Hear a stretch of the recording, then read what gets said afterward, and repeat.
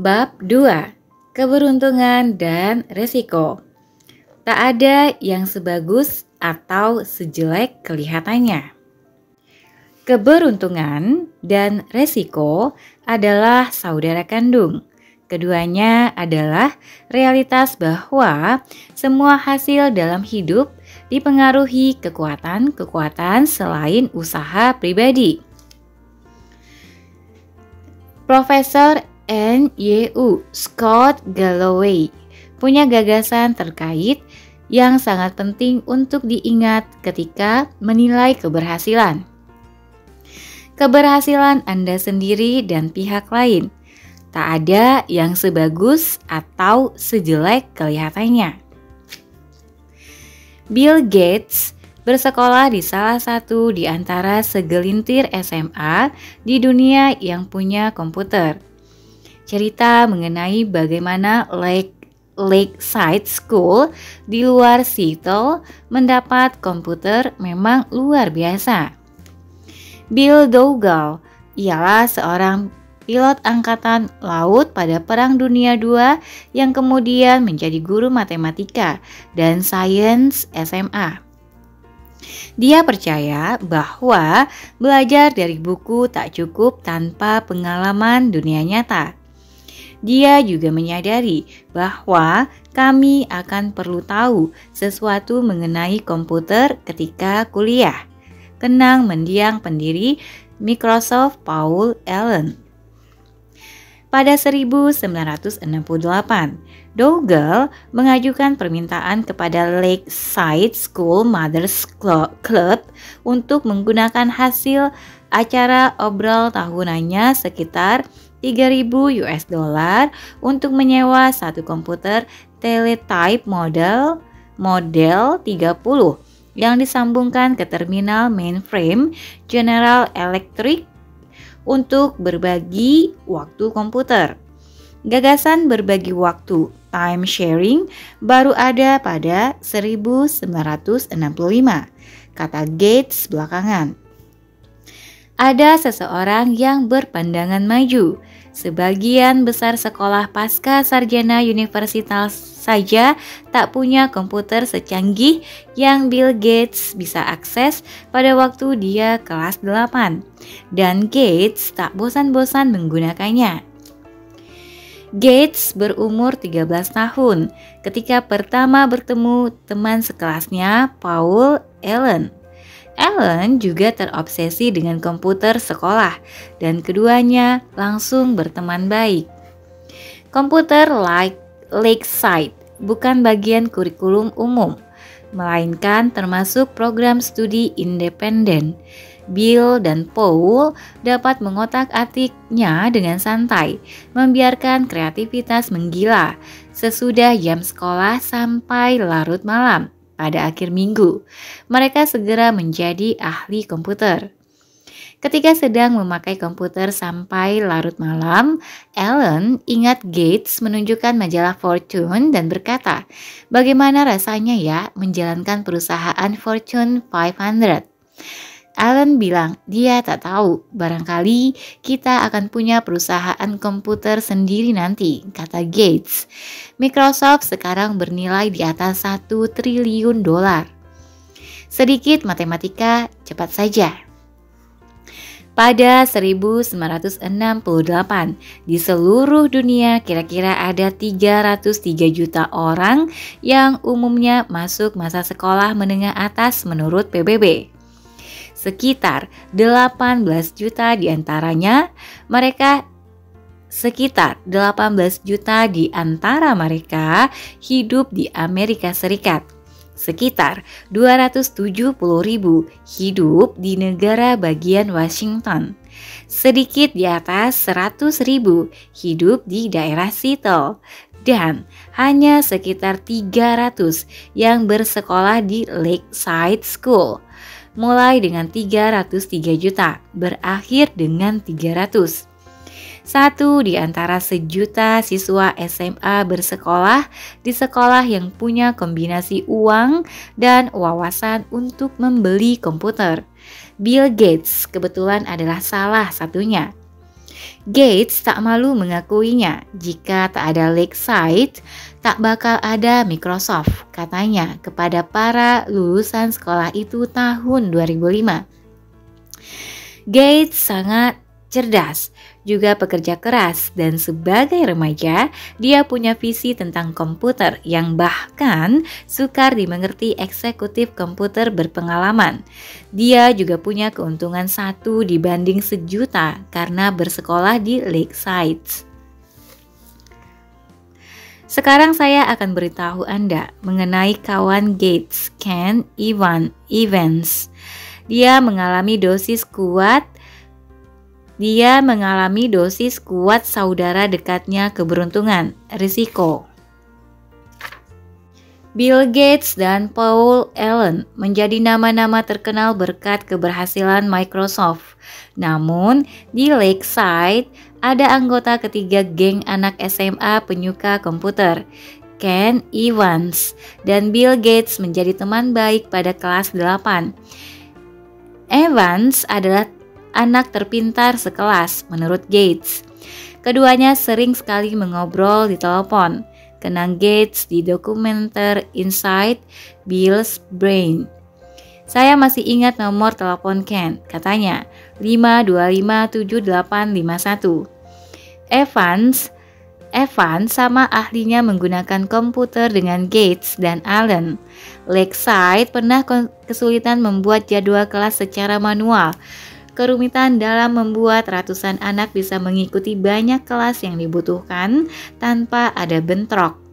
Sekolah menugasi Bill dan Ken yang masih anak-anak untuk membuat program komputer guna memecahkan masalah itu. Programnya bekerja. Tak seperti Paul Allen, Ken punya otak bisnis dan ambisi tanpa batas seperti Bill. Ken selalu bawa tas besar seperti tas pengacara, kenang Gates. Kami dulu selalu merancang apa yang akan kami lakukan 5 atau 6 tahun ke depan. Apa kami akan menjadi CEO? Macam apa dampak yang dapat kami buat? Haruskah kami jadi jenderal? Jadi duta besar? Apapun itu, Bill dan Ken tahu mereka akan melakukannya bersama-sama. Sesudah mengenang pertemanannya dengan Ken, Gates merenung. Kami bakal terus bekerja sama. Saya yakin kami bakal kuliah bareng. Ken bisa saja menjadi salah seorang pendiri Microsoft bersama Gates dan Allen. Namun itu tak terjadi. Ken meninggal dalam kecelakaan ketika naik gunung sebelum lulus SMA. Tiap tahun ada sekitar 3 lusin kematian orang yang naik gunung di Amerika Serikat. Peluang tewas di gunung ketika masih SMA kira-kira 1 banding 1.000.000. Bab 2. Keberuntungan dan resiko. Tak ada yang sebagus atau sejelek kelihatannya. Keberuntungan dan resiko adalah saudara kandung. Keduanya adalah realitas bahwa semua hasil dalam hidup dipengaruhi kekuatan-kekuatan selain usaha pribadi. Profesor N.Y.U. Scott Galloway punya gagasan terkait yang sangat penting untuk diingat ketika menilai keberhasilan. Keberhasilan Anda sendiri dan pihak lain. Tak ada yang sebagus atau sejelek kelihatannya. Bill Gates bersekolah di salah satu di antara segelintir SMA di dunia yang punya komputer.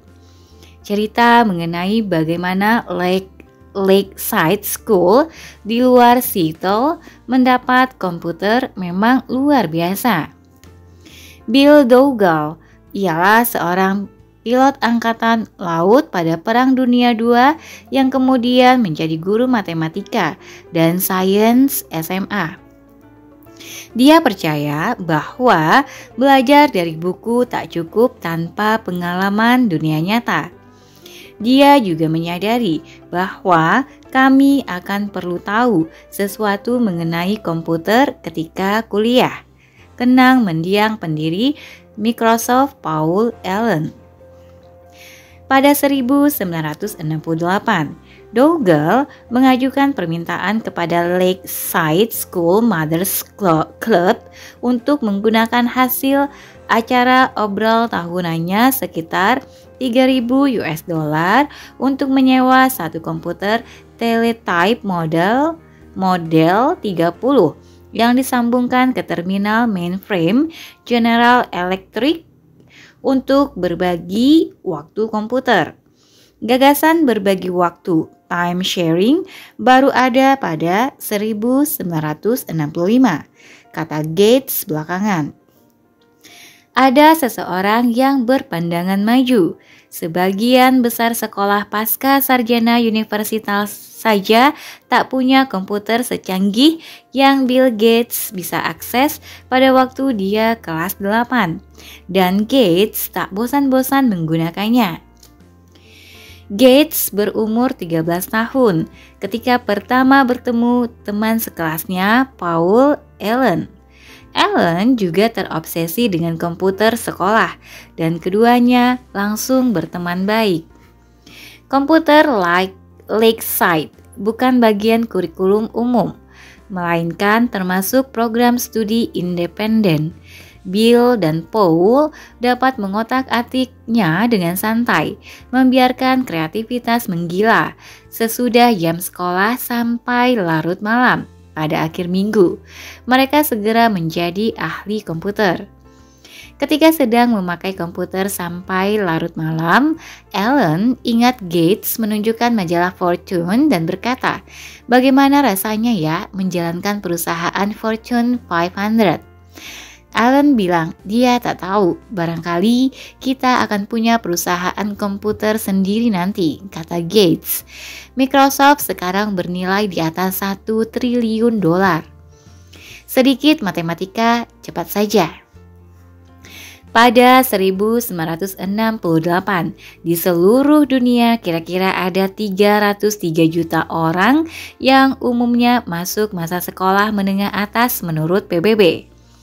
Sekitar 18 juta di antara mereka hidup di Amerika Serikat. Sekitar 270.000 hidup di negara bagian Washington. Sedikit di atas 100.000 hidup di daerah Seattle. Dan hanya sekitar 300 yang bersekolah di Lakeside School. Mulai dengan 303 juta, berakhir dengan 300. Satu di antara sejuta siswa SMA bersekolah di sekolah yang punya kombinasi uang dan wawasan untuk membeli komputer. Bill Gates kebetulan adalah salah satunya. Gates tak malu mengakuinya. Jika tak ada Lakeside, tak bakal ada Microsoft, katanya kepada para lulusan sekolah itu tahun 2005. Gates sangat cerdas, juga pekerja keras, dan sebagai remaja, dia punya visi tentang komputer yang bahkan sukar dimengerti eksekutif komputer berpengalaman. Dia juga punya keuntungan 1 dibanding sejuta karena bersekolah di Lakeside. Sekarang saya akan beritahu Anda mengenai kawan Gates, Ken Evans. Dia mengalami dosis kuat saudara dekatnya keberuntungan, risiko. Bill Gates dan Paul Allen menjadi nama-nama terkenal berkat keberhasilan Microsoft. Namun, di Lakeside ada anggota ketiga geng anak SMA penyuka komputer, Ken Evans, dan Bill Gates menjadi teman baik pada kelas 8. Evans adalah anak terpintar sekelas menurut Gates. Keduanya sering sekali mengobrol di telepon, kenang Gates di dokumenter Inside Bill's Brain. Saya masih ingat nomor telepon Ken, katanya 5257851. Evans sama ahlinya menggunakan komputer dengan Gates dan Allen. Lakeside pernah kesulitan membuat jadwal kelas secara manual. Kerumitan dalam membuat ratusan anak bisa mengikuti banyak kelas yang dibutuhkan tanpa ada bentrok. Sekolah menugasi Bill dan Ken yang masih anak-anak untuk membuat program komputer guna memecahkan masalah itu. Programnya bekerja. Tak seperti Paul Allen, Ken punya otak bisnis dan ambisi tanpa batas seperti Bill. Ken selalu bawa tas besar seperti tas pengacara, kenang Gates. Kami dulu selalu merancang apa yang akan kami lakukan 5 atau 6 tahun ke depan. Apa kami akan menjadi CEO? Macam apa dampak yang dapat kami buat? Haruskah kami jadi jenderal? Jadi duta besar? Apapun itu, Bill dan Ken tahu mereka akan melakukannya bersama-sama. Sesudah mengenang pertemanannya dengan Ken, Gates merenung. Kami bakal terus bekerja sama. Saya yakin kami bakal kuliah bareng. Ken bisa saja menjadi salah seorang pendiri Microsoft bersama Gates dan Allen. Namun itu tak terjadi. Ken meninggal dalam kecelakaan ketika naik gunung sebelum lulus SMA. Tiap tahun ada sekitar 3 lusin kematian orang yang naik gunung di Amerika Serikat. Peluang tewas di gunung ketika masih SMA kira-kira 1 banding 1.000.000. Benjamin Graham dikenal sebagai salah satu investor terbesar sepanjang masa, bapak investasi nilai, dan salah satu gurunya Warren Buffett. Namun, sebagian besar keberhasilan investasi Benjamin Graham disebabkan kepemilikan atas sejumlah besar saham Geico yang diakui sendiri melanggar hampir semua aturan diversifikasi yang Graham tulis di buku-bukunya. Di mana garis tipis antara berani dan nekat berada, saya tak tahu. Graham menulis mengenai keuntungan besar dari Geico, 1 keberuntungan atau 1 keputusan sangat cerdas. Bisakah dibedakan? Tidak mudah. Begitu juga kita berpikir bahwa Mark Zuckerberg jenius karena menolak tawaran Yahoo senilai 1 miliar US dollar pada 2006 untuk membeli perusahaannya. Dia melihat masa depan dan memilih bertahan.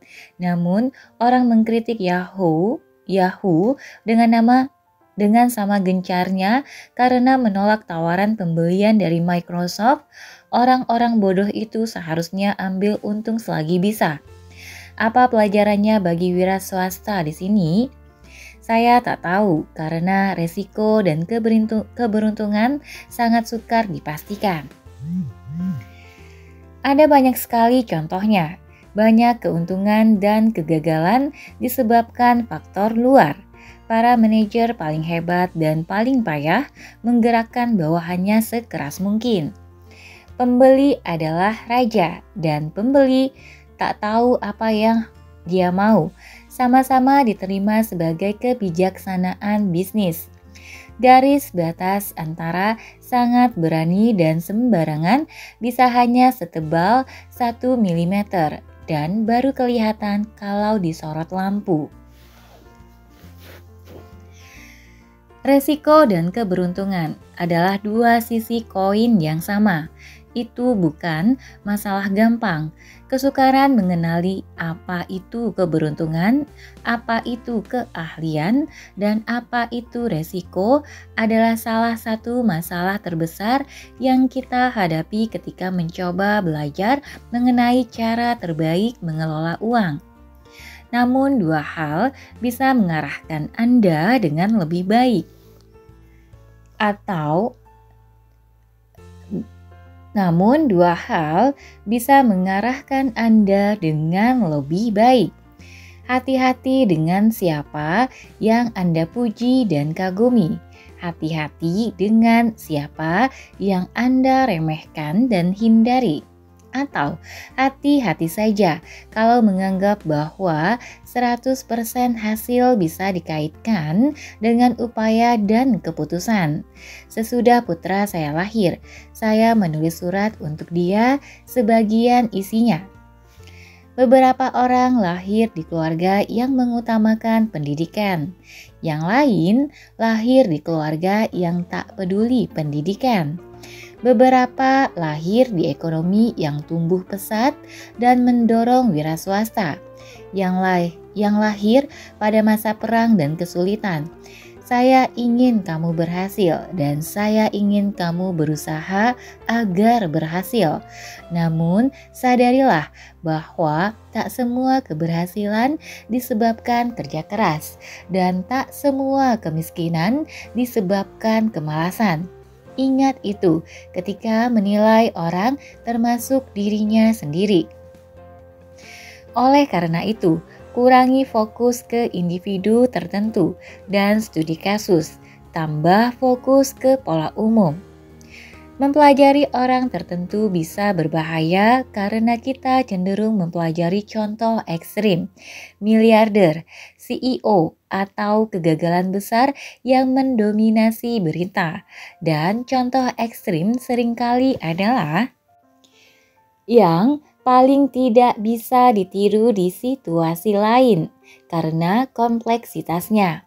Makin ekstrim suatu hasil, makin kecil kemungkinan kita bisa menerapkan pelajaran darinya di kehidupan sehari-hari. Karena makin besar kemungkinan hasilnya dipengaruhi keberuntungan atau resiko ekstrim. Anda akan lebih dekat ke pelajaran yang bisa diterapkan dengan mencari pola umum keberhasilan dan kegagalan. Makin lazim polanya, makin bisa dipakai dalam hidup Anda. Mencoba meniru keberhasilan investasi Warren Buffett itu sukar karena hasil Buffett sangat ekstrim sehingga peran keberuntungan dalam hidupnya mungkin besar. Dan keberuntungan bukan sesuatu yang bisa ditiru. Namun menyadari bahwa orang yang punya kendali atas waktunya sendiri, seperti akan kita lihat di bab 7, cenderung lebih bahagia dalam hidup adalah pengamatan yang cukup luas dan umum sehingga Anda bisa melakukan sesuatu mengenainya. Ahli sejarah favorit saya, Frederick Lewis Allen, menghabiskan karirnya menggambarkan kehidupan rata-rata orang Amerika. Bagaimana mereka hidup, bagaimana mereka berubah, apa pekerjaan mereka, apa makan malam mereka, dan lain-lain. Ada lebih banyak pelajaran relevan yang didapat dari jenis pengamatan luas itu daripada mempelajari hal-hal ekstrim yang cenderung mendominasi berita. Next, Bill Gates pernah berkata, keberhasilan adalah guru yang payah, membuat orang pandai berpikir dia tak bisa kalah. Ketika keadaan sedang sangat bagus, sadari bahwa itu tak seharusnya yang Anda pikirkan. Anda tidak akan terkalahkan. Anda tidak tak terkalahkan. Dan jika Anda mengakui bahwa keberuntungan memberikan keberhasilan kepada Anda, maka Anda harus percaya saudaranya keberuntungan, resiko yang bisa memutarbalikkan cerita Anda dengan sama cepatnya. Namun itu juga berlaku ke arah sebaliknya. Kegagalan bisa menjadi guru yang payah karena membuat orang pandai berpikir keputusannya buruk, padahal kadang mereka sekadar sial. Trik menghadapi kegagalan adalah menata kehidupan finansial sedemikian rupa sehingga satu investasi buruk di sini, satu kegagalan mencapai tujuan finansial di sana tak membuat Anda habis dan Anda masih bisa terus bermain sampai beruntung. Namun yang lebih penting adalah bahwa sebagaimana kita mengakui peran keberuntungan dalam keberhasilan, peran resiko berarti kita harus memaafkan diri dan memberi ruang untuk pengertian ketika menilai kegagalan. Tak ada yang sebagus atau sejelek kelihatannya. Sekarang mari kita lihat cerita dua orang yang mengadu nasib.